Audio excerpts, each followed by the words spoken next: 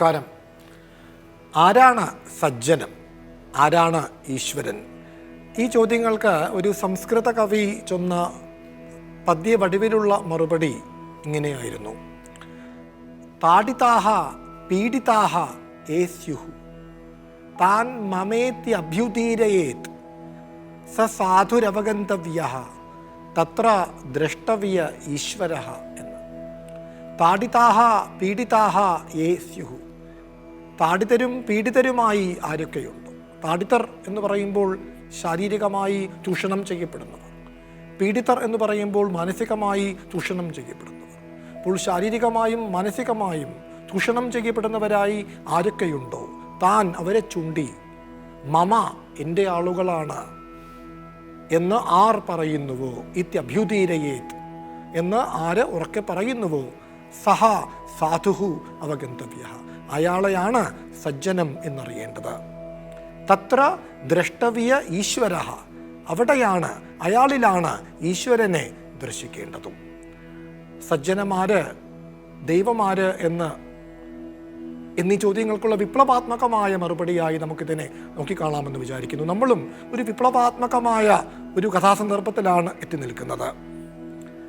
ലൂക്കായുടെ സുവിശേഷത്തിൽ ആഖ്യാനം ചെയ്യുന്ന നല്ല ശമരിയാക്കാരൻ്റെ കഥ, അതിൻ്റെ സംസ്കൃത പുനരാഖ്യാനമാണ് ദേവസ്യാസാർ തൻ്റെ ക്രിസ്തു ഭാഗവതത്തിൽ സാധോഹോ സമരീയസ്യ കഥ എന്ന അധ്യായത്തിൽ ചെയ്തിട്ടുള്ളത്. അതാണ് നമ്മൾ ഏതാനും എപ്പിസോഡുകളായിട്ട് ചർച്ച ചെയ്തു വരുന്നത്. ഗുഡ്നസ് ടി വിയിലെ എല്ലാ മാന്യ പ്രേക്ഷകരെയും ഞങ്ങൾ ഭർഗോ ദേവസ്യ ധീമഹി എന്ന് പേരിട്ട് വിളിക്കുന്ന ക്രിസ്തു ഭാഗവത ചർച്ചയുടെ ഇന്നത്തെ എപ്പിസോഡിലേക്ക് ഹാർദമായി സ്വാഗതം ചെയ്തുകൊള്ളുന്നു. എന്നത്തെയും പോലെ ഇന്നും നമുക്കൊപ്പം സണ്ണിയച്ചനുണ്ട്. PC ദേവസ്യാസാറിൻ്റെ നേരിട്ടുള്ള ശിഷ്യനും സുഹൃത്തും സംസ്കൃത ഭാഷാസ്നേഹിയും സംസ്കൃത അധ്യാപകനും കാഞ്ഞിരപ്പള്ളി രൂപത അംഗവും എൻ്റെ മാന്യ സുഹൃത്തുമായ സണ്ണി കുരുവിള മണിയാക്കുപാറ എന്ന സണ്ണിയച്ചനെ ഹാർദമായി ഇന്നത്തെ എപ്പിസോഡിലേക്ക് സ്വാഗതം ചെയ്തുകൊള്ളുന്നു. ക്രിസ്തു ഭാഗവതത്തിലെ തിരഞ്ഞെടുത്ത ശ്ലോകങ്ങൾ ഗാനാത്മകമായി പാടിത്തരാൻ നമുക്കൊപ്പം ഇവിടെ കാവ്യ വിനോദ് എന്ന ഗവേഷണ വിദ്യാർത്ഥിയുണ്ട്. കാവ്യയെയും ഈ എപ്പിസോഡിലേക്ക് ഹാർദമായി സ്വാഗതം ചെയ്തുകൊള്ളുന്നു.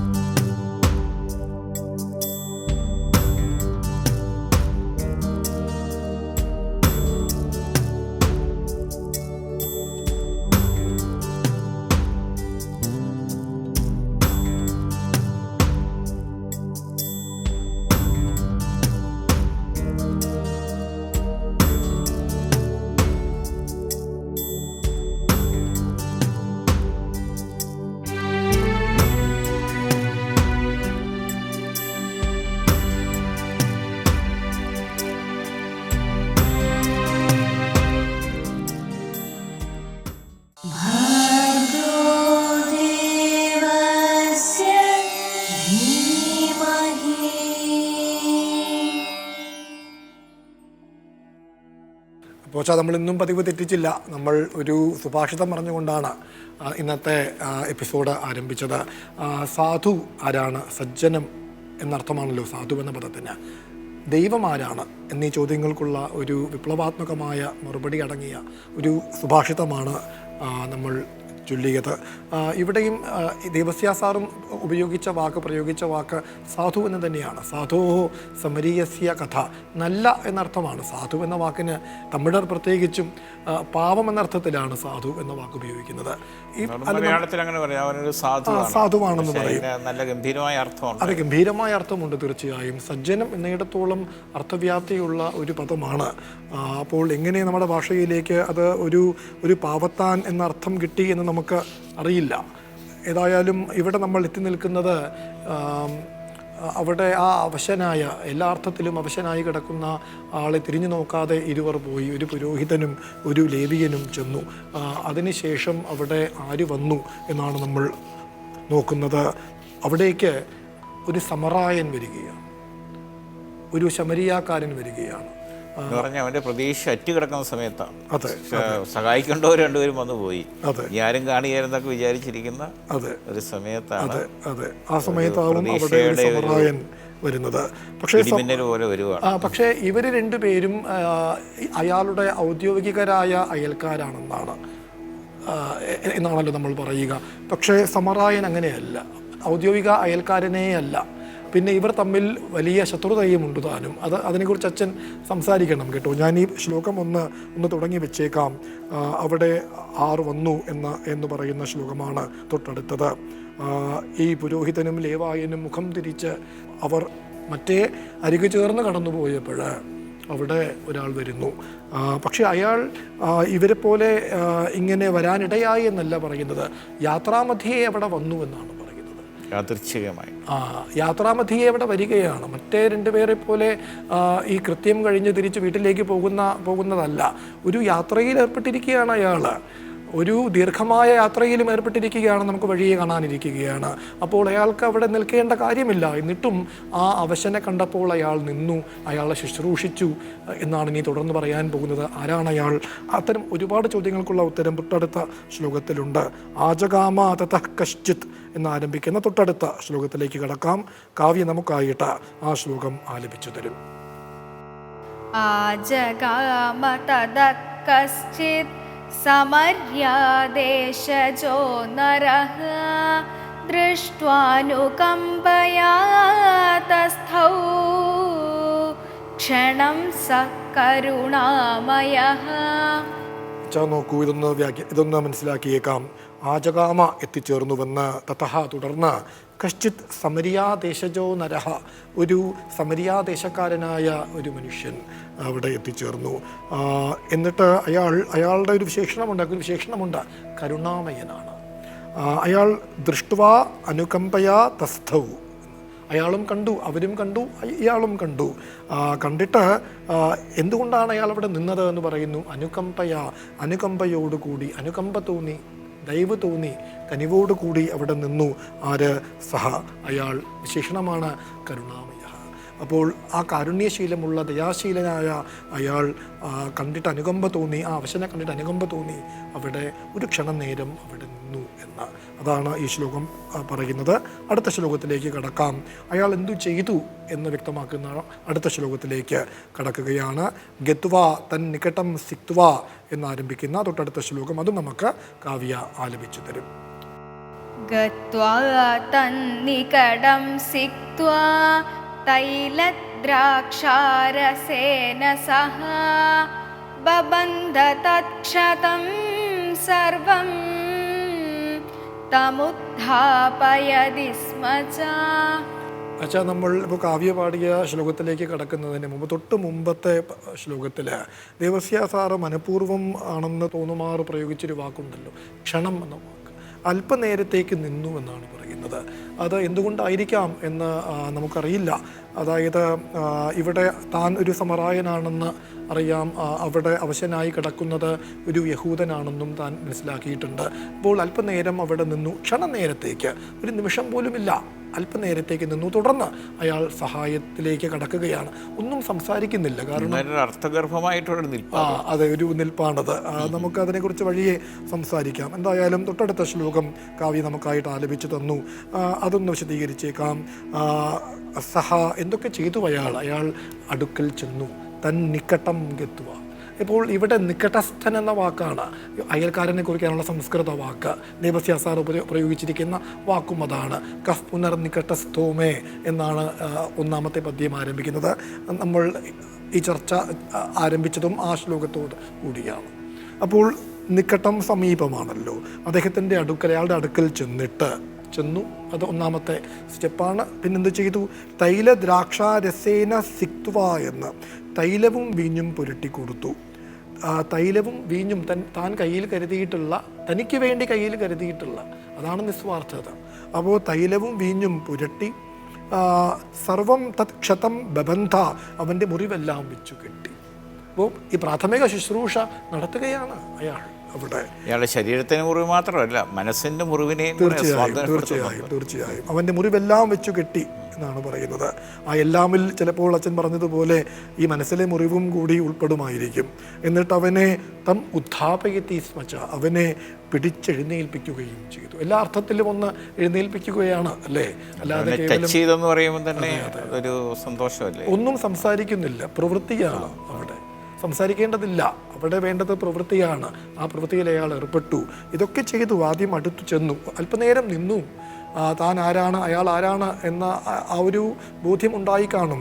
അതൊന്നും, ആ വ്യത്യാസമൊന്നും അയാളെ അകറ്റി നിർത്തിയില്ല. നേരെ ചെന്ന് അയാളുടെ അടുക്കൽ ചെന്നിട്ട് തനിക്ക് വേണ്ടി വെച്ചിരുന്ന തൈലവും വീഞ്ഞും പുരട്ടി അവൻ്റെ മുറിവെല്ലാം വെച്ചു കെട്ടിയിട്ട് അവനെ പിടിച്ചെഴുന്നേൽപ്പിക്കുകയാണ്. തുടർന്ന് എന്താണ് ചെയ്തത് എന്ന് പറയുന്നു അടുത്ത ശ്ലോകത്തിലെ നിജവാഹനം ആരോപ്യ എന്നാരംഭിക്കുന്ന അടുത്ത ശ്ലോകത്തിലേക്ക് കടക്കാം. കാവ്യ നമുക്കായിട്ട് അതും ആലപിച്ചു തരും. നിജവാഹനമാരോപ്യ പാണ്ഡശാലാം നിനായതം സപര്യാമകരോ തസ്മൈ രാത്രൗ തേന സഹോഷിതഃ. കുറച്ചത് കൂടി ഒന്ന് പറഞ്ഞേക്കാം.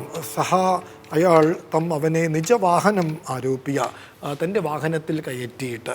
അപ്പോൾ ഇവിടെ ഈ കഴുതപ്പുറത്ത് കയറ്റി എന്നാണ് ചില വേർഷൻസിൽ, വേറെ ചില വേർഷൻസിൽ വേറെ ചിലതുണ്ട്. ദേവസ്യ സാർ നോക്കി അതൊന്നും വേണ്ട, ഒറ്റ വാക്കിൽ നമുക്ക് അവസാനിപ്പിക്കാം, നിജവാഹനം, അതെന്തും ആയിക്കൊള്ളട്ടെ എന്ന മട്ടിലാവും അദ്ദേഹം പ്രയോഗിച്ചത് എന്നെനിക്ക് തോന്നുന്നു. തൻ്റെ വാഹനത്തിൽ കയറ്റിക്കൊണ്ട് പാന്ഥശാല നിനായ ഒരു സത്രത്തിലേക്ക് കൂട്ടിക്കൊണ്ടുപോയി എന്ന്. എന്നിട്ട് അയാൾ തിരിച്ച് വിരമിക്കുകയല്ല ചെയ്തത്. പിന്നെയോ തേന സഹ രാത്രൗ തേന സഹ ഉഷിതഃ, രാത്രിയിൽ ആ രാത്രി അവനൊന്നിച്ചു കഴിഞ്ഞു.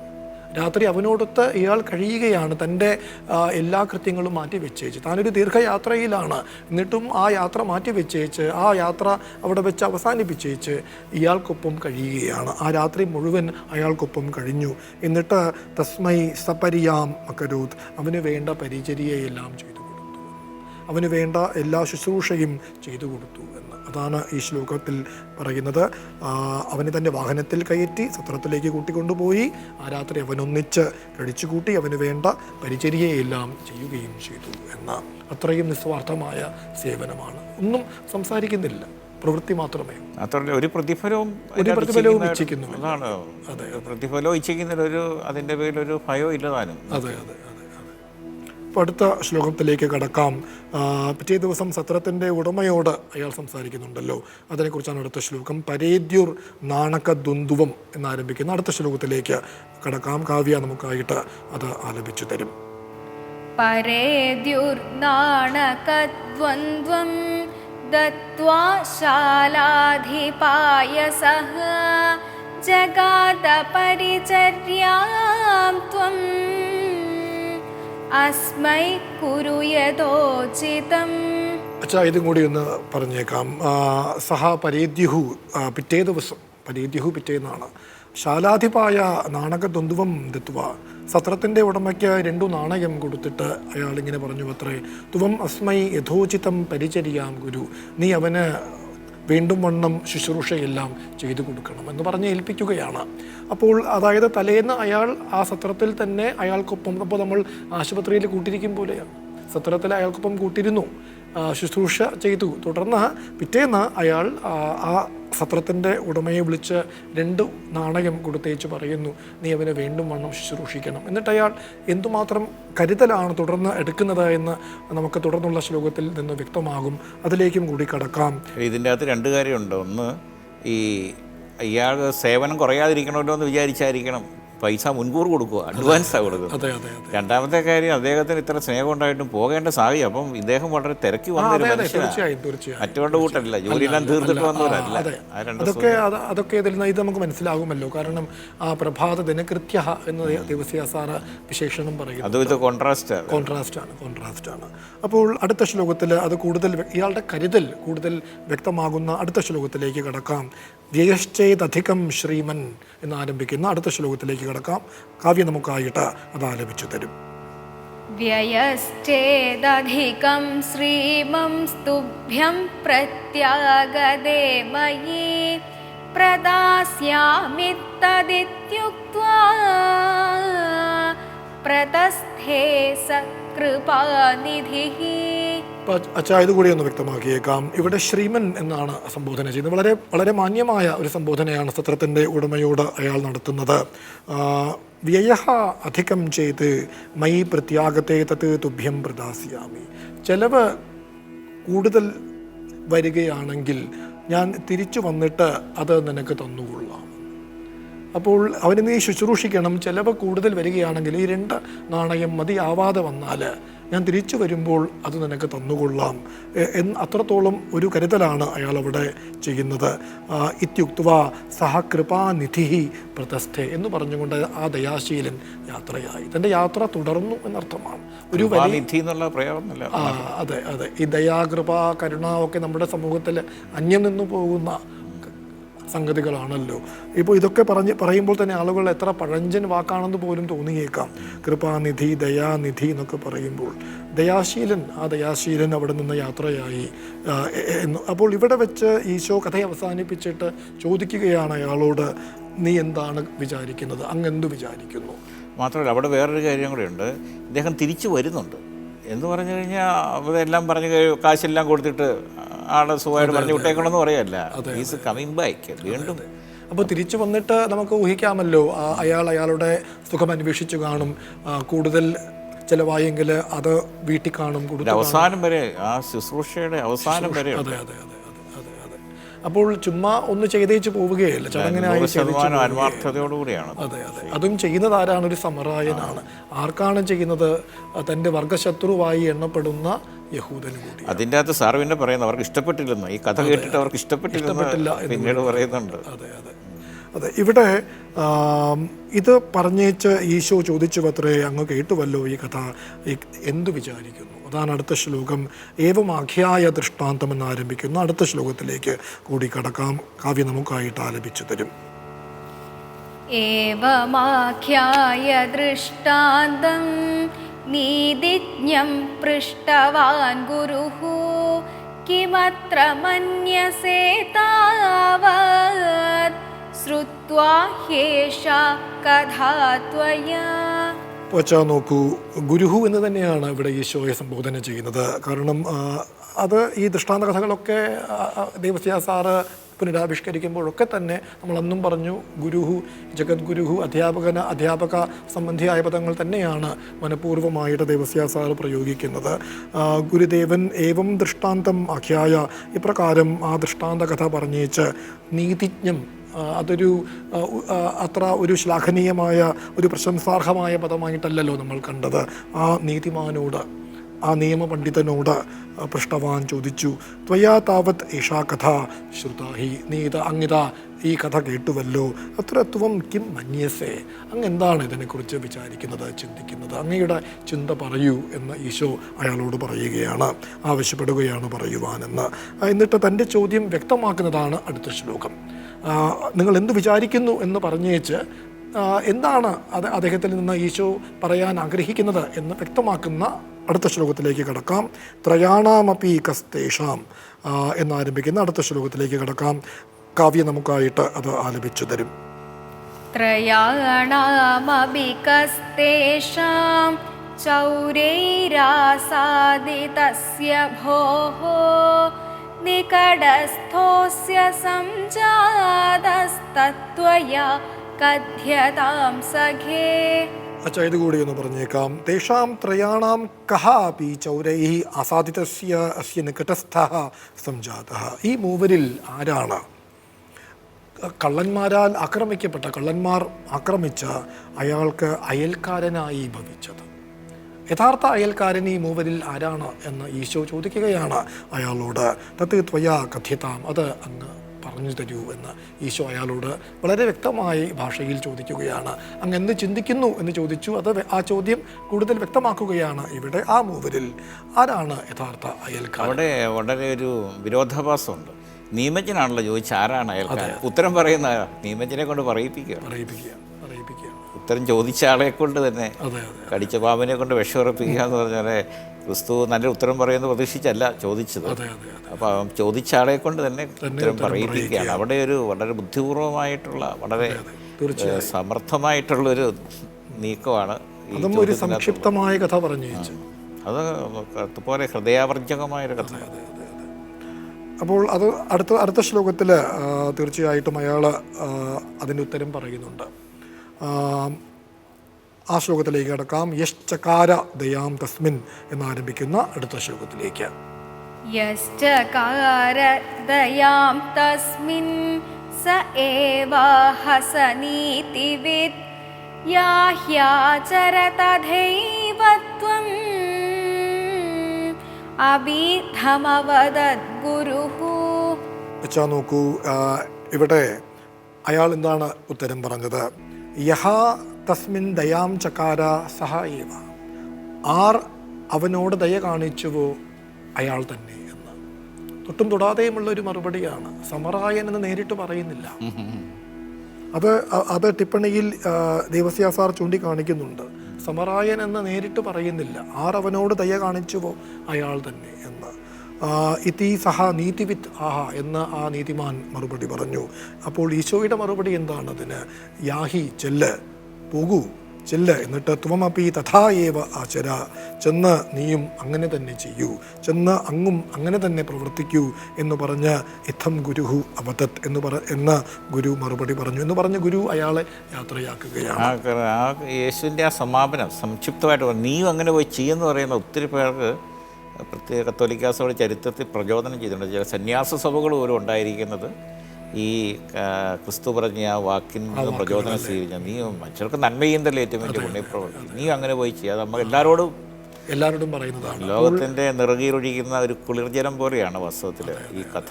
അപ്പോൾ ഈ കഥയ്ക്ക് മാത്രമല്ല ഈ വാക്കുകൾ ചേരുക, സാമാന്യമായി നമുക്ക് പറയാവുന്ന വാക്കുകളാണ്. യാഹി തുവം തഥൈവ തുവമപി ആചര, യാഹി ആചര തഥൈവത്വം, അതാണ് സംസ്കൃതം. യാഹി ആചര തഥൈവത്വം എന്ന വളരെ മനോഹരമായ വാക്കുകളുടെ ആ ഒരു അടുക്ക കണ്ടില്ലേ? യാഹി, ചെല്ല് എന്നാണ് ആദ്യം തുടങ്ങുന്നത്. അതെ അതെ, ആദ്യം ഇവിടെ നിന്ന് പോകൂ എന്ന് അല്ലേ, അതാണ് ആദ്യം വേണ്ടത്. പറയുന്ന സമയം നോക്കി ഏറ്റവും ഉചിതമായ സമയത്താണ്. അല്ല, യാഹി മുതലാണ് ആരംഭിക്കുന്നത്. നമ്മൾ സാധാരണ ക്രിയാപദത്തോടു കൂടിയാണ് നമ്മുടെ ഭാഷയിലെ വാക്യങ്ങൾ അവസാനിക്കുക. ഇവിടെ നേരെ മറിച്ചാണ്. യാഹി എന്ന ക്രിയാപദം കൊണ്ട് ഈ വാക്യം തുടങ്ങുകയാണ്. ആദ്യം ഇവിടെ നിന്ന് പോകൂ എന്നാണ് പറയുന്നത്. സർപ്രൈസ് ചെയ്യാനായിട്ടും കൂടെയാണ്. അതെ അതെ, യാഹി ഇവിടെ നിന്ന് പോകൂ, എന്നിട്ട് തഥൈവ ത്വമപി ആചര, അതുപോലെ നീയും പ്രവർത്തിക്കൂ എന്ന്. ഇവിടെ ഒരു പ്രധാനപ്പെട്ട കാര്യം ചോദിക്കാനുള്ളത്, സാറ് ഒത്തിരി കഥകൾ ക്രിസ്തു പറഞ്ഞിട്ടുണ്ടെങ്കിലും ഏതാനും കഥകൾ മാത്രമേ എടുത്തിട്ടുള്ളൂ. നമ്മൾ ഈ മഹാഭാരതമൊക്കെ ആയിട്ട് കമ്പയർ ചെയ്യുമ്പോൾ, താരതമ്യം ചെയ്യുമ്പോൾ ബൈബിളിൽ കൂടുതലും ദൈവത്തിൻ്റെ ഇടപെടലിൽ നടന്നിരിക്കുന്ന സംഭവങ്ങളാണ്, രക്ഷാകര ചരിത്രമാണ് കൂടുതലും വിവരിക്കുന്നത്. കഥകൾ ഒത്തിരിയില്ല. മഹാഭാരതമൊക്കെ വെച്ച് നോക്കുമ്പോൾ കഥകളില്ല. അപ്പോൾ അതേസമയം ഭാരത സംസ്കാരത്തിലെ മനോഹരമായ കഥകളുടെ പരമ്പരയിലേക്ക് ഈ കഥകളെ സാറ് അതേ ഭാഷയിലൂടെ സംക്രമിപ്പിക്കുകയാണ്. സംസ്കൃതത്തിലാണല്ലോ മഹാഭാരതം എല്ലാം കിടക്കുന്നത്. ആ ഭാഷയിലൂടെ തന്നെ ഈ കഥകളെ സാർ അങ്ങ് കൈപിടിച്ചു കൊണ്ട് പോവുകയാണ്. അപ്പോൾ മഹാഭാരതത്തിലെ കഥകളെ അനുസ്മരിപ്പിക്കുന്ന കഥകളാക്കി അതിനെ മാറ്റിയെടുത്തിട്ടുണ്ട്. കഥകൾ സ്വഭാവേന അങ്ങനെ തന്നെയാണ്, പക്ഷേ അതിനെ കുറെ കൂടി പുതുക്കൽ വരുത്തി അല്ലേ, അസ്ഥാനത്തല്ലാത്ത ക്രിസ്തുവിൻ്റെ ആ സന്ദേശം ആകുന്ന കഥകൾ. ഈ കഥകളെല്ലാം നല്ല ലോകത്തിന് ഉണർവ് നൽകുന്നതാണല്ലോ. അപ്പോൾ അതിൻ്റെ അകത്ത് ഏറ്റവും ഉന്നതമായ കഥകളുടെ ഒപ്പം ഈ കഥകളും സഞ്ചരിച്ച് ചെല്ലുകയാണ് അങ്ങോട്ട്. ഇതിലൂടെ അദൃശ്യമായിട്ടുള്ളൊരു കൈകോർക്കലുകൾ പല സംസ്കാരങ്ങളും ഈ സംസ്കാരങ്ങൾ തമ്മിൽ നടക്കുന്നുണ്ട്. പിന്നെ ഇത് ഒത്തിരി വ്യാഖ്യാനത്തിന് വിധേയമായിട്ടുള്ളതാണ്. സഭാപിതാക്കന്മാർ ഇപ്പോഴത്തെ മാർപ്പാപ്പായാണേലും അതിനെ ഒരു കത്തോലിക്ക പശ്ചാത്തലത്തിന് വ്യാഖ്യാനിക്കുന്നുണ്ട്. അതായത് ഈ സത്രം എന്ന് പറയുന്ന കത്തോലിക്ക സഭയാണെന്നും അതിനകത്തെ നല്ല സമറിയാൻ എന്ന് പറയുന്ന യേശുക്രിസ്തു ആണെന്നും, അതായത് മുറിവേറ്റ് കിടക്കുന്ന പാപത്താൽ മുറിവേറ്റ് കിടക്കുന്ന മനുഷ്യവംശം, പ്രത്യേകിച്ച് ആ പശ്ചാത്തലത്തിൽ യഹൂദ വംശം. പിന്നെ അതിനകത്ത് നാണയങ്ങൾ കത്തോലിക്ക സഭയുടെ കൂതാശകളായിട്ടാണ് മാമോദീസ, വിശുദ്ധ കുർബാന, അങ്ങനെയുള്ള കുമ്പസാരം പോലെയുള്ള കൂതാശകളായിട്ടാണ് കണക്കാക്കുന്നത്. ഈ തൈലവും വീഞ്ഞും എന്നൊക്കെ പറയുന്നത് യേശു ക്രിസ്തുവിൻ്റെ രക്ഷാകര പ്രവൃത്തി, അവിടുത്തെ കുരിശുമരണവും അവിടുത്തെ ഉപദേശങ്ങളും പീഡാസകനങ്ങളും ഉയർപ്പും എല്ലാം സൂചിപ്പിക്കുന്ന, അതിലൂടെയാണ് മനുഷ്യവംശത്തിൻ്റെ മുറിവുകളെ ഉണക്കിയെടുത്തത്. അപ്പം ഇതിനെ അങ്ങനെ ഒരു വ്യാഖ്യാനം മനോഹരമായ സഭാപിതാക്കന്മാരെല്ലാം കൊടുക്കുന്ന വ്യാഖ്യാനത്തിൻ്റെ ചൂട് പിടിച്ചുകൊണ്ടാണ് ഇപ്പോഴത്തെ മാർപ്പാപ്പ ഇതിനെ കൊടുക്കുന്നുണ്ട്. അങ്ങനെ പലതരത്തിൽ നല്ല അർത്ഥപൂർണമായിട്ടുള്ള ഹൃദയാവർജകമായിട്ടുള്ളൊരു കഥയാണ് നല്ല സംപ്രദായം. അതായത് ഇപ്പോൾ ഇംഗ്ലീഷ് ഭാഷയിൽ അത് കയറിയല്ലോ വാക്ക്, ഗുഡ് സമാരിറ്റൻ എന്ന് പറഞ്ഞാൽ എല്ലാവർക്കും മനസ്സിലാകുന്ന ഒരു വാക്കായിട്ട്. അതെ, ഈ ശമരിയാക്കാരൻ്റെ ദിനം നമ്മൾ ആചരിക്കുന്നുണ്ടല്ലോ, അത്തരം നിയമങ്ങളുണ്ട് അല്ലേ. അപ്പോൾ അച്ഛൻ പറഞ്ഞപ്പോൾ മനസ്സിലായത് എന്താണെന്ന് വെച്ചാൽ ഇത് ഒട്ടേറെ വ്യാഖ്യാനങ്ങൾക്ക് സാധ്യതയുള്ള ഒരു കഥ. ഒത്തിരി വ്യാഖ്യാനിക്കാം. ആ കഥ നമ്മളൊന്നൊരു പേജിൽ എഴുതിയാൽ ഒരു പേജ് പോലും രണ്ടാമത് മറിക്കേണ്ടി വരില്ല. അത്രയേ ഉള്ളൂ, അത്ര എഴുതേണ്ടതുള്ളൂ. പക്ഷേ അത് ഒട്ടേറെ വ്യാഖ്യാനങ്ങൾക്ക് സാധ്യതയേകുന്ന ഒരു കഥയായിട്ടാണ്. ലാളിത്യത്തിൽ simplicity is the greatest complexity നമ്മൾ പറയാറുണ്ട്. അതായത് ലാളിത്യമാണ് ഏറ്റവും വലിയ സങ്കീർണത എന്ന് പറയുന്ന പോലെയാണ്. അതിന് ഏറ്റവും നല്ല ഉദാഹരണമാണ് വാസ്തവത്തിൽ ഈ കഥയിൽ. അതുപോലെ തന്നെ ധൂർത്തപുത്രൻ്റെ കഥയിൽ വലിച്ചു നീട്ടാതെ എത്രമാത്രം ചുരുക്കാവോ അത്രമാത്രം ചുരുക്കിയാണ്. അപ്പോൾ പക്ഷേ നമുക്ക് വായിക്കുമ്പോൾ തന്നെ നമുക്ക് വാച്യാർത്ഥത്തിൽ തന്നെ നമുക്ക് മനസ്സിലാവുന്നത് ഇവിടെ 3 പേരാണ്. അപ്പോൾ അതിൽ ആദ്യത്തെ 2 പേർ, പുരോഹിതനാവട്ടെ ലേവിയനാവട്ടെ, അയൽക്കാരാണ്, ഇയാളുടെ അയൽക്കാരാണ്, സ്വന്തം ആളുകളാണ്. എന്നിട്ടും അവർ മുഖം തിരിച്ചുകൊണ്ട് മറ്റേ വഴിയിലൂടെ പോവുകയാണ്. അപ്പോൾ യഥാർത്ഥ അയൽക്കാരൻ ആരാണ്? അയാൾ ഔദ്യോഗികമായ അയൽക്കാരനല്ല എന്നതും, പിന്നെ ആദ്യത്തെ 2 പേർ ആ വഴി വരാനിടയായി എന്നാണ്. അത് ദേവസ്യ സാർ അത് പറയുന്നുണ്ട്. ഈ കൃത്യങ്ങളൊക്കെ തീർത്തേച്ച് തിരിച്ച് വീട്ടിലേക്ക് പോവുകയാണ്. അവർക്ക് സമയമുണ്ട്, തിരക്കില്ല. അവർ ഈ സമറായനെ പോലെ ഒരു യാത്രയിൽ ഏർപ്പെട്ടവരൊന്നുമല്ല. എന്നിട്ടും അവർക്ക് അതിനുള്ള സന്മനസ്സുണ്ടായില്ല. അവർ കണ്ടേച്ചവർ മുഖം തിരിച്ചു കൊണ്ടുപോവുകയും. നമ്മുടെ മനുഷ്യജീവിതത്തിൽ പലപ്പോഴും സംഭവിക്കുന്ന ഒരു കാര്യം, പലപ്പോഴും നമുക്കൊരു പ്രശ്നം ഉണ്ടാകുമ്പോൾ നമ്മളെ സഹായിക്കേണ്ടവരല്ലേ പലപ്പോഴും സഹായിക്കുന്നു. നമ്മൾ ഒരിക്കലും പ്രതീക്ഷിക്കാതെ. തീർച്ചയായും അതുപോലെയാണ് ഇവിടെ സംഭവിച്ചത്. ഒരു സമറായൻ, അതും ഒരു ദീർഘമായ യാത്രയിൽ ഏർപ്പെട്ട ഒരു സമറായൻ തനിക്ക് വേണ്ടി വെച്ചിരുന്ന ആ വീഞ്ഞും അതും കൊണ്ട് അയാൾ ശുശ്രൂഷിച്ചു. എന്നിട്ട് അവസാനം വരെ അച്ഛൻ പറഞ്ഞതുപോലെ അയാൾ വരുമായിരിക്കും, അയാളുടെ സുഖക്ഷേമങ്ങൾ അന്വേഷിക്കുമായിരിക്കും എന്നുകൂടി നമ്മെ ഓർമ്മിപ്പിച്ചുകൊണ്ടാണ് കഥ അവസാനിക്കുന്നത്. അതുപോലെ തന്നെ ഇങ്ങനെയുള്ളവരെയാണ് ദൈവദൂതന്മാരായിട്ട് ചിലർ പറയുന്നത്. ദൈവത്തിൻ്റെ ദൂതന്മാരാണ് അവർ, ശരിക്കും ദൈവം അയക്കുന്നവരാണ്. അങ്ങനെ ദൂതന്മാരെല്ലാവരുടെയും ജീവിതത്തിൽ വരും എന്നുള്ള പ്രതീക്ഷയോടെ നമുക്ക്. ഈ നികടസ്ഥ എന്ന വാക്കാവട്ടെ, അച്ഛൻ കഴിഞ്ഞ ശ്ലോകത്തിന് പറഞ്ഞ ഒരു വിശദീകരണമാവട്ടെ, എന്നെ ഒരു സുഭാഷിതം ഓർമ്മിപ്പിക്കുകയാണ്. ആരാണ് യഥാർത്ഥ സുഹൃത്ത് എന്ന് ഒരു കവി ചിന്തിച്ചു. അദ്ദേഹം അത് പദ്യവടിവിലെ കുറിച്ചത് ഇങ്ങനെയാണ്: ദൂരസ്ഥോപി ന ദൂരസ്ഥോ യോ യസ്യ മനസ്സി സ്ഥിതഃ യോ യസ്യ ഹൃദയേ നാസ്തി സമീപസ്ഥോപി ദൂരതഃ. യോ യസ്യ മനസ്സി സ്ഥിതഃ, ആരുടെ മനസ്സിലുണ്ടോ അയാൾ ദൂരസ്ഥഃ അപി ന ദൂരസ്ഥഃ, അകലത്താണെങ്കിലും അകലത്തല്ല. അതേപോലെ യോ യസ്യ ഹൃദയേ നാസ്തി, ആരുടെ ഹൃദയത്തിലില്ലയോ, സമീപസ്ഥോപി ദൂരതഃ, അയാൾ അടുത്താണെങ്കിലും അകലത്താണ്. എത്ര അർത്ഥമുള്ള ഒരു ശ്ലോകമാണെന്ന് നോക്കൂ.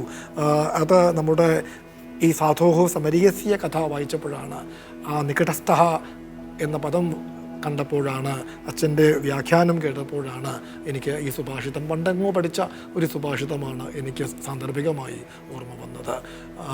നമുക്ക് തൊട്ടടുത്ത എപ്പിസോഡിൽ നമ്മൾ ചർച്ച ചെയ്യാനിരിക്കുന്നത് ഈ മരുഭൂമിയിലെ ഗർജിതം എന്ന പേരിലെ ദേവസ്യ സാർ എഴുതിയ ഒരു ഖണ്ഡകാവ്യമുണ്ടല്ലോ. അത് നമ്മുടെ സ്നാപക യോഹന്നാനെ സംബന്ധിക്കുന്ന ഒരു പ്രസിദ്ധമായ ഖണ്ഡകാവ്യമാണ് മരുഭൂമിയിലെ ഗർജിത്. അപ്പോൾ ഈ സ്നാപക യോഹന്നാൻ്റെ ചരിത്രം ബൈബിളിൽ സംക്ഷിപ്തമായിട്ടായിരിക്കണം വിവരിക്കുന്നത്. അത് ദേവസ്യ സാർ സ്നാപക യോഹനസ്യ വധഃ എന്ന പേരിൽ അദ്ദേഹം ഒരു അധ്യായം ഇതിനു വേണ്ടി മാറ്റിവെച്ചിട്ടുണ്ട് ക്രിസ്തു ഭാഗവതത്തിൽ. നമ്മൾ അതാണ് അടുത്ത എപ്പിസോഡിൽ ചർച്ചയ്ക്ക് വിധേയമാക്കുക. ഗുഡ്നസ് TV-യിലെ എല്ലാ മാന്യ പ്രേക്ഷകർക്കും നന്ദി, നമസ്കാരം.